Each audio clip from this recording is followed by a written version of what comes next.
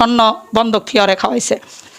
পরে মনে করেন ওর মেয়ে আসছে বেড়াইতে, আসার পরে ওর মেয়েরে বলছে শিখা রাখবা না, ওর বাইর করে দাও, তুমি আমি থাকবো আর কেউ থাকবো না। পরে আমার বোন ওর মেয়েরে বাইর করে দেয় নাই, দেওয়ার পরে ও শিখা বাজারে গেছে, ওর মেয়ে ওর ছেলে পাশের রুমে ঘুমা দিছে, শাকিলের রুমে ছিল ঘুমানো। পরে ওর ছেলেরে বলে গেছে যে বাবা আমি একটু বাজারে যাই, তুমি ঘুমায় থাকো, তোমরা শাকিলে দরজা মজা টোকা দিলে খুললো না। ও বাজারে গেছে বন্দর, আসার পরে ওর মেয়ে অনেক কান্না করতেছে ছাদের উপরে। তখন শিখা বললো যে কী হয়েছে মা, তুমি কান্না করো কে? কয় আম্মু শাকিল আবার আমার ডাক দানিছে, ঘুমাইছিলাম আজমের ভাই আমার ডাক দিছে, ওকে পানি দে। আমি পানি দিতে উঠছি, ও আবার আমার সাথে খারাপ কাম করতে চাইছে।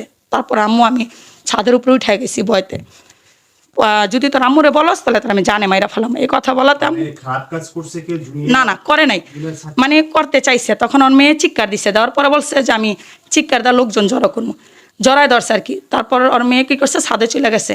শিখারা বলছে, পরে শিখা ছাদে থেকে নেমে এসে বলছে তুমি না কোরআন শরীফ ধরছ যে জীবন আমার ক্ষতি করবে না, তুমি এত কিছু করার পর আমি তোমার ক্ষমা করছি, তুমি ইকরারে বিয়ে করছো, এই যে ইকরার বিয়ের কাগজ। ইকরা নামের এক মেয়েরে বিয়ে করছে আমার বোনের বিয়ের পরেই, ডেটটা ছিল জুলাই মাসের 2 তারিখে। শাকিল অনেক মারছে শিখারে, একটা আইফোন কিনে দেওয়ার জন্য, একটা মোটর সাইকেল কিনে দেওয়ার জন্য, আর এই বাড়িটা বিক্রি করে আর একটা প্রতিষ্ঠিত করার জন্য, ইউটিউবার বানানোর জন্য বাড়িটা বিক্রি করার একটা নিউজ দেয়। শিখা বাড়িটা দেখতে আসে পাবলিক, দেখা বাড়িটা পছন্দ করে, দাম বলছে, শিখা বিক্রি করে নাই দেখা শাকিল ওর অনেক মারধর করছে। বটিতে একটা পায়ে কোপ দেয়, কোপ দেওয়ার কারণে শিখার ডাইন পাশের কাহাঙ্গুলোর এখানে এমনভাবে কাটছে 16টা শিলি লাগার কথা। পরে ও কি করছে, ভিক্টোরিয়া হাসপাতাল গেছে, ওইখানে দেখাইছে 16টা শিলি লাগবো দেখা ও ভয়তে চলে এসে পড়ছে। আসার কারণে ও মনে করেন আবার শাকিল এসে মারছে, বাড়িটা বিক্রি করে নাই দেখা। জুনিয়র সাকিব, জুনিয়র সাকিব, হ্যাঁ। ওর তো কোনো ইনকাম নেই, ও বৈশা বসে খাইতেছে। ওর 2 বছর যাবৎ বিয়ে করার পর থেকে ওরে অনেক মানসিক টর্চারিং করে। ওর ছেলে মেয়ে আসলে ওর মাথায় মানে বাস পড়ে, ও ছেলে মেয়েরা অনেক মারধর করে, ছেলে মেয়েরা দেখতে পারে না।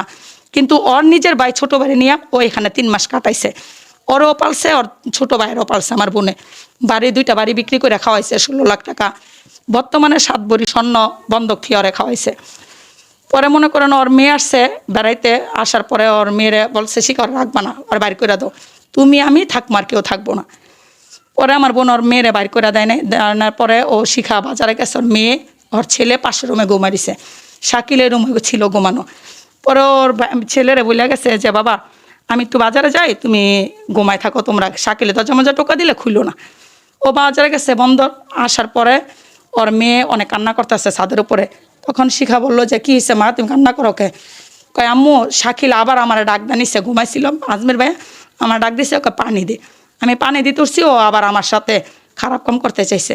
তারপর আম্মু আমি ছাদের উপরে উঠে গেছি বয়তে, যদি তোর আম্মুরে বলস তাহলে তোর আমি জানে মাইরা ফেলাম। এই কথা বলাতে না না করে নাই, মানে করতে চাইছে। তখন ওর মেয়ে চিৎকার দিছে, দেওয়ার পরে বলছে যে আমি চিৎকার দেওয়ার লোকজন জড়ো করবো, জড়ায় ধরছে আর কি। তারপর ওর মেয়ে কী করছে, ছাদে চলে গেছে।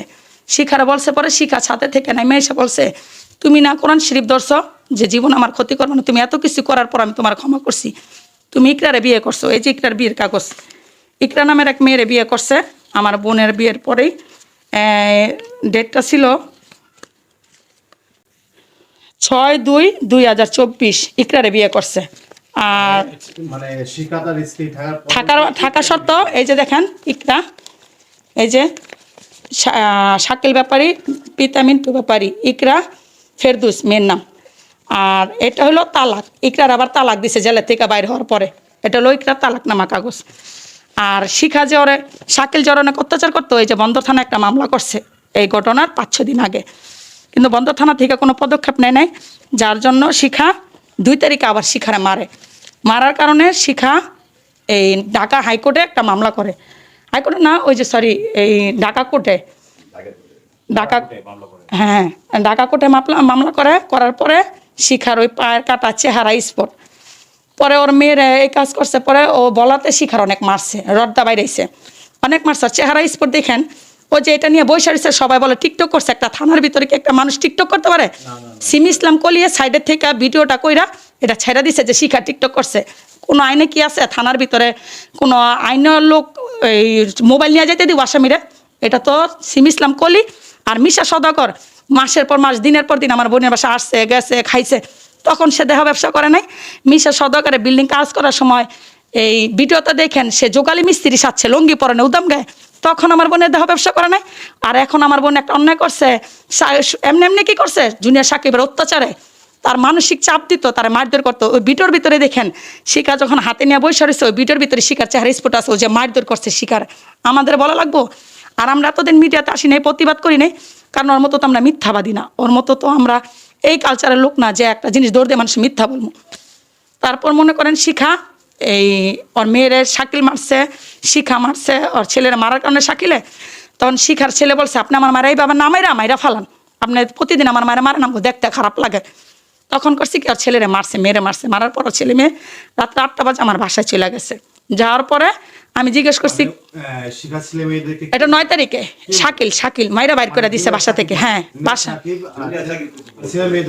হ্যাঁ মারধর করে বাসাতে বাইর করে দিছে। তখন রাত্রেবেলা কথা যাবো হাঁটতে হাঁটতে আমার বাসায় গেছে, নারায়ণগঞ্জের বাসা। তখন আমি জিজ্ঞেস করছি কিরে কি কারণে আসছস, তখন চেহারা এরকম আম্মু আমাকে মারছে, শাকিল অনেক মারছে, আম্মুরা অনেক মারছে। আমি তো ফোন দিব, ফোন দিও না, তুমি যদি ফোন দাও তাহলে আম্মুর আরও মারবো। তো আমরা আর ফোন দিই। তখন ভোর 5:15টার দিকে ভোরে আমার একটা ফোন আসে, তখন শিখা কি জানি বললো বুঝি নেই।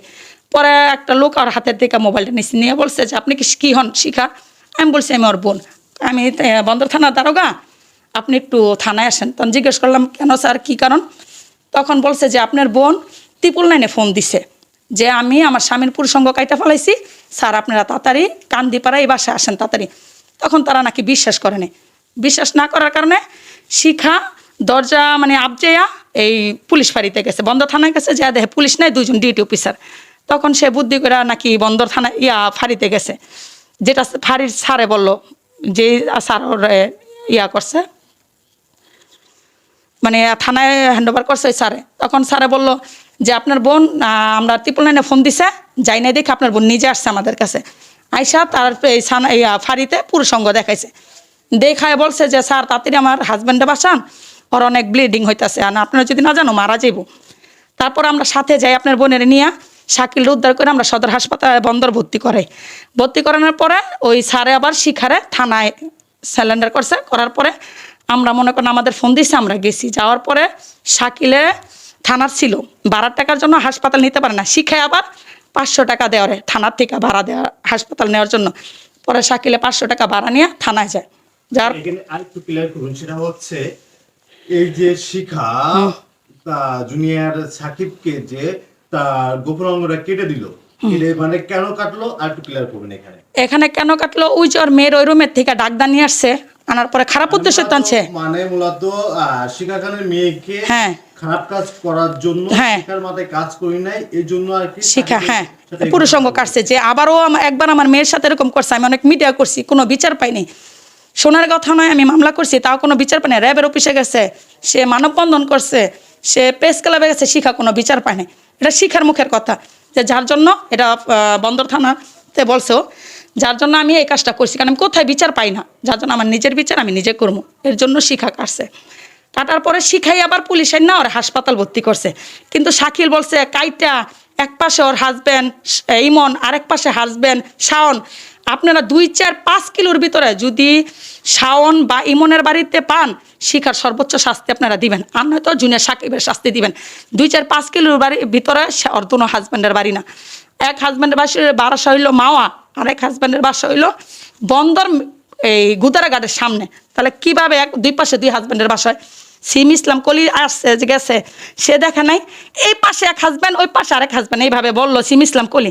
তাহলে কি উনি দুনো হাজব্যান্ডের বাসায় কি বেড়াইছে? এর জন্য ইয়ে জানে, ওনার নিয়ে আসা বাড়ি 2টা দেখাইতে বলবেন, আর মিশা সদাগরে বলবেন যে বাসা 2টা দেখাও।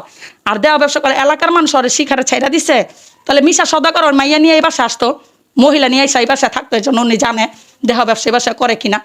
উনি এত ভালো আমার বোনের বাসায় খাইছে লইছে, ভিডিও করছে, খুব হাসাহাসি করছে, তখন আমার বোন খারাপ ছিল না, এখন খারাপ হয়ে গেছে।